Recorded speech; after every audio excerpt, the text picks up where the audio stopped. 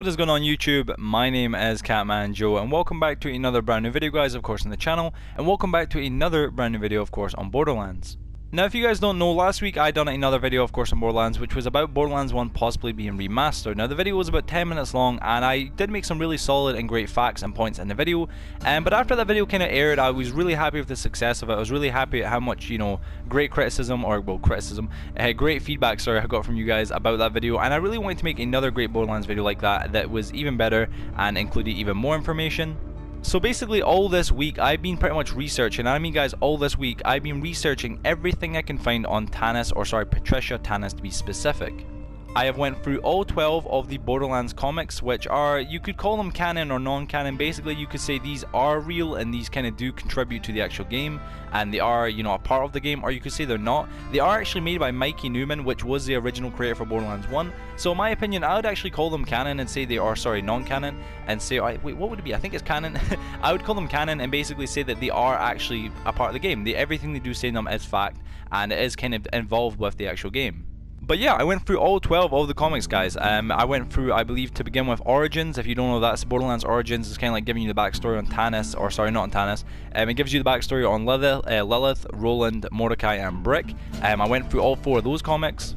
Then after that, I kind of went on to the Fall of Firestone comics, which there's 4 of them as well. It kind of just tells you about Firestone, what happened to it basically after we left it, and the events that kind of followed between, Firestone falling, and, I don't really believe it kind of, it kind of contributes to New Haven or anything, but it really just tells us all about Firestone and what happened, slightly after we left. I also went through the other set of comics as well, so that's 8 in total right there. I went through the remaining last 4 that was made by Mikey Newman, which was I think it was Patricia Tannis and the Vaults or something, or Tannis and the Vaults, I believe. And these comics were quite, I guess, a big contributor to everything that's going to be happening in this video, because these comics they didn't really support much new knowledge that we didn't know about Patricia Tannis, except from the fact that she was in love with sandwiches or something, I believe. Just some really strange and odd facts that really don't contribute to anything I'm going to be saying in the video. But they did kind of contribute a little bit to give me more of an input and image on Patricia Tannis and who she is and what she does in her average life. I also want to say as well, not alone did I only just read the comics and do a small bit of research behind her, I actually listened to every single voice message or every single kind of echo recorder from Tannis in Borderlands 1 and Borderlands 2. I'll have a little bit of those, throughout the video you guys will get to listen to and stuff, while I also state off some of the facts. But I also have the links to both of those videos as well, basically just telling you about that. I also have the link to the comic book site that I watched as well. It's completely free. You can go in there though and read all the comic books about Borderlands, and they're really great, really awesome, and really easy to just understand and use. But yeah, before I can really get into calling Tannis the supervillain of Borderlands 3, first of all I have to tell you her origin. Patricia Tannis is a scientist and an archaeologist who, as far as we know, came with the Dow Corporation to Pandora to unearth details about the mysterious vault and its advanced alien technology. She was employed by Dow because she was the leading expert at the time on Iridians, Iridium, and the Vault. However, as we know, after 616 days on Pandora and after her entire research team has been killed, she is contacted by the Dow Corporation with a message saying simply, "It's time to go." Tannis refuses the offer because just as she receives the transmission, she actually discovers the key for the vault, which proves that the vault is real, so she decides to actually stay and continue her research on Pandora. Now, another thing that we actually know from Borderlands 1 is actually after 684 days on Pandora, Tannis is given the key to Crazy Earl and is now developing psychosis. If you don't know what psychosis is, by the way guys, that is basically the inability to think straight, or it's not really that specifically, there's a lot more different things behind it, but basically it's developing kind of a fear for going outside. It's also developing more and different kind of mental, I guess, disabilities or problems, which is not really good, but this is a massive contributor to the fact that she's by herself and she really has no one to talk to except from her Echo device. So she is now unable to actually leave her campsite, and even though she has collected all the information needed to find the vault, every time she tries to make any attempt at leaving, her body just freezes up, giving her instantaneous paralyzation. Another fact that we actually know from Borderlands 1 is actually after day 718 on Pandora, Tannis has overcome her fear of leaving her camp, waking up outside it with no idea or recollection of how. Shortly after she says all this, Tannis actually goes on to say that she's going to scatter her echo recordings as far as possible because she believes her echo recorder has gone crazy, and that's it. Now that's me just gave you guys a quick little bit of a backstory on Tannis. Now I know it's not really much of a backstory, but that's from her echo recordings from Borderlands 1. It's a very iconic mission that I'm pretty sure a lot of people played if they played Borderlands 1. And you guys will know yourself. Again, I'll have a link down below where you guys can actually listen to them yourselves and give your own opinion on that. But that's just the kind of plot, just to give you guys her backstory right there. But you know, Tannis came to Pandora on behalf of the Dow Corporation. Whether or not she found them and came to work for them, or they found her, who knows, but she came with them to actually unearth all the main kind of mysteries behind the vault and to find out if it's just a myth or an actual fact. Now, as we know, the Dow Corporation did kind of just pretty much leave, I guess, Pandora completely after the results of finding the vault kind of came to a halt when they didn't actually manage to unearth any, you know, main, I guess, points or any main facts leading towards their fact being an actual alien vault. So far as we know, the Dow Corporation basically just left Tannis to get on with her own kind of thing and do her own work. Tannis even tells you herself, I'm pretty sure, in the echo recordings, and she also actually admits it in one of the voice recordings I'll be playing later on, and also in the comics as well. She actually pretty much goes on to say that everybody got left on Pandora, the criminals got set free, and the Dow Corporation basically just packed bags and took off because they, you know, had no more resources to waste. Alright guys, so after giving you guys that quick little kind of backstory, I guess, or origin of Tannis, I believe now it's time we move on to point number 2, which is of course going to be based upon Tannis and Promethea. Now obviously I'm sure everyone could guess this was going to come up in the video nonetheless. There was a massive Easter egg found in Battleborn, one of the Battleborn actual DLCs.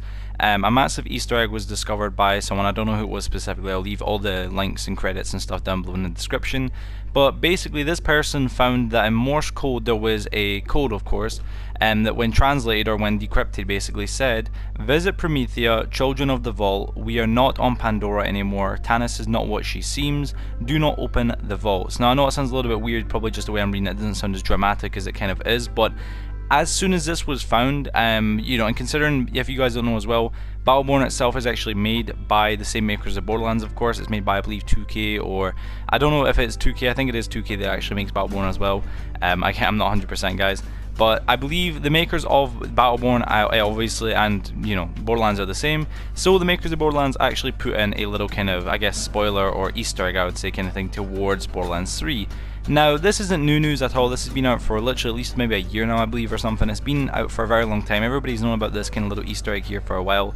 But the big kind of thing is it says, "Visit Promethea, children of the vault, Tannis is not what she seems." Now, this is kind of where this whole video kind of came from. This is where a lot of the other videos that have been on this subject about, and I mean guys, there's been a lot of videos about Tannis being the super evil villain, or possibly being a villain or whatever, and this is kind of where it all originated from, where the whole idea kind of arose, because, you know, a lot of things in the past Tannis has done has been incredibly shady, you know, backstabbing, you know, kind of strange, kind of weird coincidences, or other kind of strange things, but the one main thing that is very strange is that in this message alone it does say, "Do not trust Tannis," or sorry, "Tannis is not what she seems." Now, at first, I'm not gonna lie guys, I'm gonna give you a quick, like, I guess a little bit of a backstory, right? I was like, you know, alright, so Promethea and Tannis, these kind of two things are, you know, in the same kind of, I guess, little Easter egg here. What do they both mean? You know, I kind of went into both of them a lot more. I tried to find as much as I could, as much information as I could about Promethea, from obviously the Borderlands franchise, of course. I also tried to find as much information about Tannis, related to Promethea, or anything that Tannis has done herself. I guess kind of behind anyone's back, or any kind of bad stuff that she's done that people may have forgot about or whatever. And I went into it, guys. I went deep into it. Like, seriously guys, I was searching just Borderlands and Tannis, those two little words just there, Borderlands and Tannis, for days. I'm not even kidding. I spent at least 3, 4, maybe even 5 days simply just looking for as much information as I could on Tannis and Promethea, and seeing if there's anything that she said about Promethea, anything that we know that she's ever been there before, and I did come across a few little things, guys. So first of all, staying on this was of course discovered, as I said, this little kind of Easter egg in Morse code, right? And the main thing that people said was, who actually sent this message to us? Who sent the Vault Hunters? Or it's not really the Vault Hunters, it wasn't like it was sent in Borderlands 2 or anything. This was discovered in Battleborn, but it's meant to be, I'm guessing, for the Vault Hunters itself. But who was the person who left this message, or who's the person who's trying to contact us with this message? Now, I'm not gonna lie guys, as I said, at first I did kind of believe, and I'm being 100% here, at first when I first kind of came across all this and I was kind of looking into it, I was like, who could have sent this? Who would have a reason to send this? And at first guys, I actually believed it was the Watcher from the pre-sequel, Borderlands the pre-sequel, which if you don't know is of course set in between Borderlands 1 and Borderlands 2. Now, the Watcher, if you guys don't know who that is believed to be a living, I guess, Iridian, who is still alive. If you guys don't know, the Iridians are ancient beings that are pretty much the creators of all the vaults and stuff, and we don't really ever see them, if ever. We've never seen any of them. We've only seen this guy, the Watcher, and or girl, whatever he is, or whatever he or she is. But the thing is, guys, we've never seen a living Iridian, so we don't know. But a lot of people speculated, including myself, this person is an Iridian, and I thought, you know, maybe this could have came from the Watcher, since, you know, the Watcher would have a reason maybe to warn us about do not open the vaults. Tannis is not what she seems, stuff like that. But then I kind of came across the ending of Borderlands pre-sequel, and I'm going to play that for you guys just in a second. Now, basically, giving you guys a quick kind of little disclaimer before obviously I play this. Of course, it is a spoiler to the end of the Borderlands pre-sequel.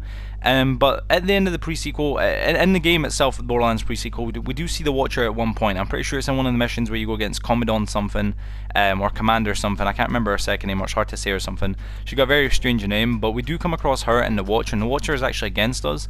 But then later on in the game, at the very end, actually, we come across the Watcher, and what he or she does at the end is quite phenomenal, because he actually warns us of a war coming. So I'm going to play it for you guys real quick right now. What the hell?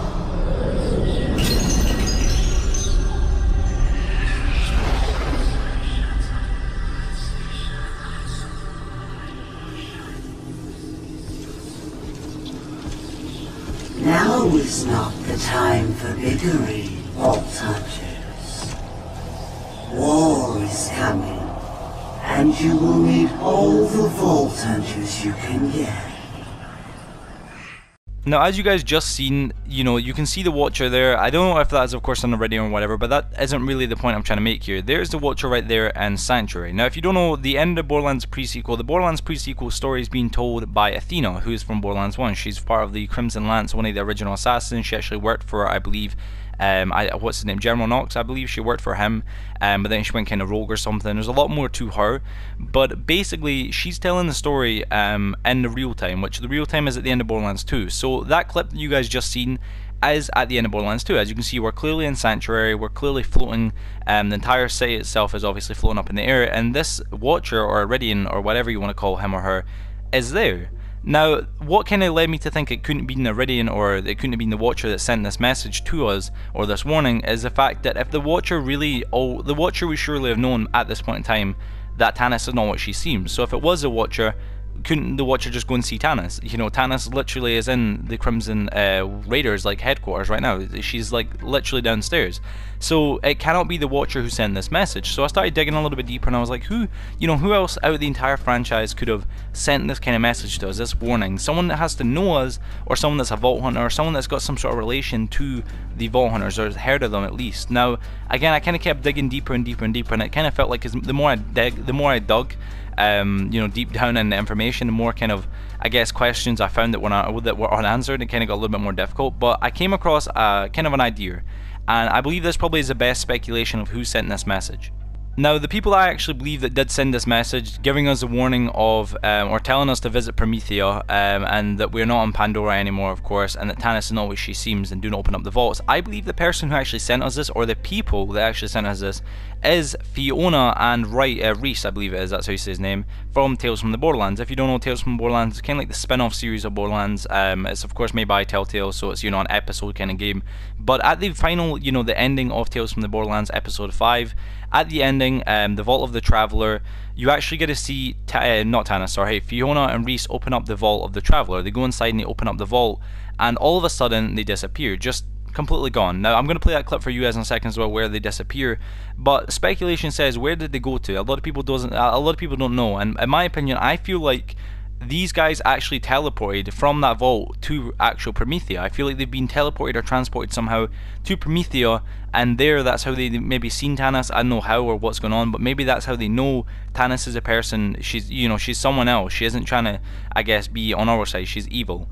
So this is kind of who I believe did send the message, and this is where I believe that it kind of gets a little bit more juicy, because this is where it kind of goes this is where I kind of started to dig real deep into Tannis and her backstory. But beyond this kind of point, I believe the Watcher had no, you know, idea of sending this message to us. This was not the Watcher. I believe this was Reese and Fiona warning us of Tannis, because they're stuck on Promethea right now after opening the vault from Tales of the Borderlands. I'm going to play that clip for you guys right now, and you guys can make your own speculation and, of course, judgment on it.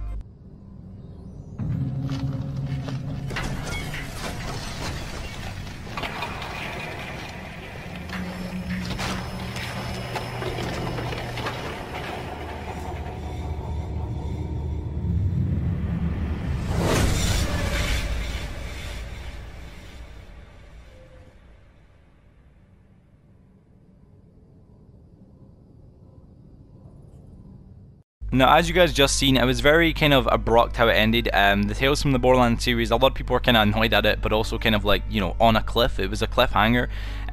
But as I say, guys, in my speculation, I believe it kind of, if you do think about it logically, it would kind of make sense that Tannis, or well, you know, if Tannis is in any contact, of course, with Promethea or whatever's going on, you know, her with the Atlas Corporation maybe again or whatever, maybe they're back on Promethea or they're still there and she's still working with them, and maybe Reese and Fiona have been teleported to Promethea and they've seen this and they're now warning us because they know of it. Now, we already know Reese and Fiona already have connections with the Vault Hunters. They've met Zero, and I believe they met Scooter, of course, and a few other of the main Borderlands members that we've met ourselves as Vault Hunters. So it isn't like this is very improbable. You know, they know of our existence, so it does make sense that they sent us this kind of warning.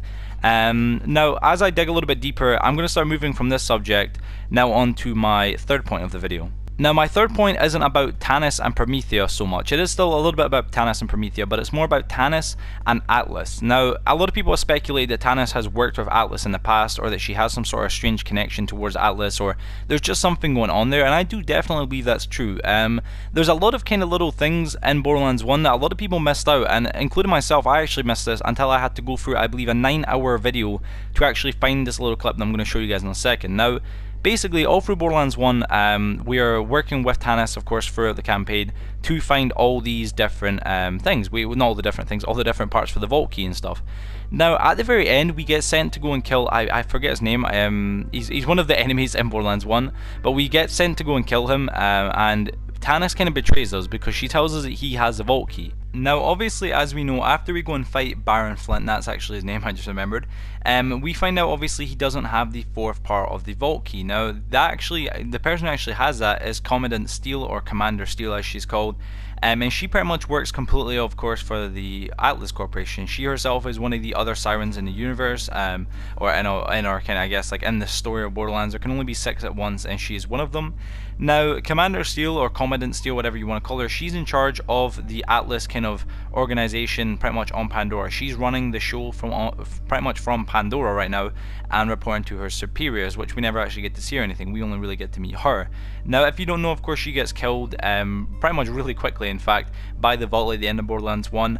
But what she actually says at one main point in it, or at one main point in her echo, in fact, just after we kill Baron Flint and pretty much expect to get the Vault Key, she leaves us with this little kind of voice message, which is quite worrying because in this she actually pretty much confirms and tells us that pretty much Tannis now works for Atlas. Tannis has pretty much betrayed us and she's used us just to get all the Vault Keys that she needed, and they've already got the Vault Keys, so we kind of just wasted our time, and basically tells us that our best kind of choice right now is to leave the planet. So I'll let you guys listen to her right now, and I'll let you guys hear what she pretty much says to us.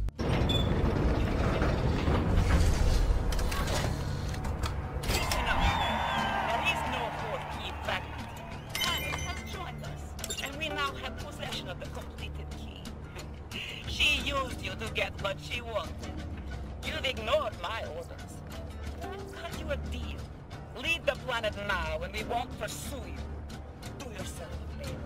Take advantage of my generosity while you still can. And any further disobedience will cost you and the citizens of this planet dearly.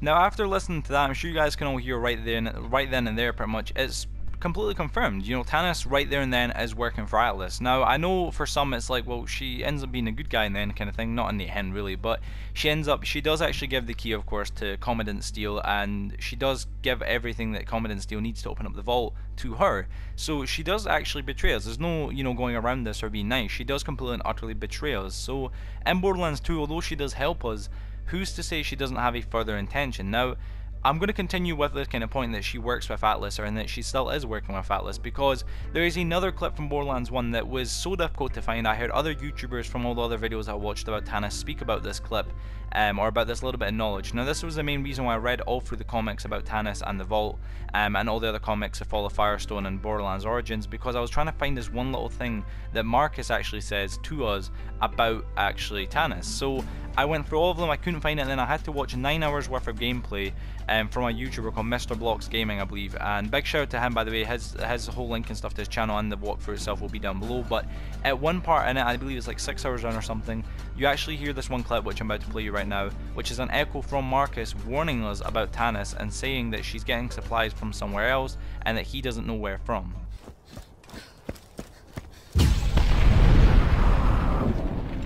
I should warn you about Tannis.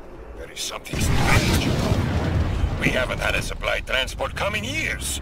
The commerce grid shows no log of her ever using any of my trade stations. But she must be getting resupplied somehow.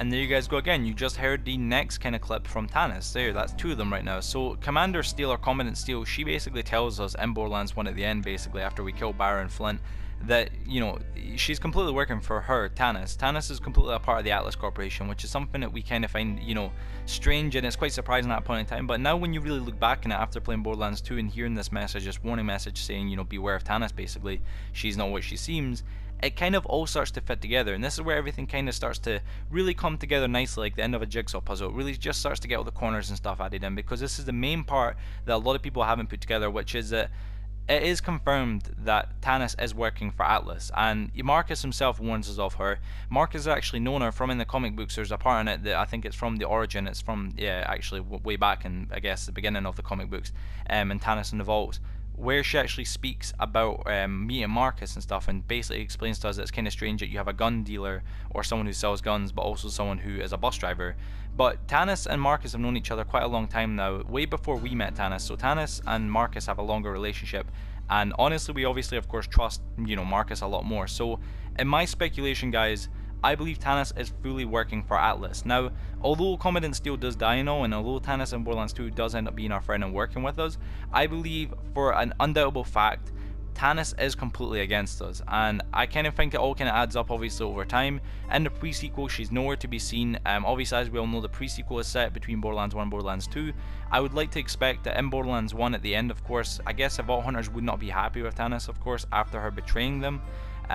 So, you know, from the pre-sequel, we don't see what happens to, you know, Tannis at all. She's totally gone for the whole entire version of the pre-sequel. We don't see her at all.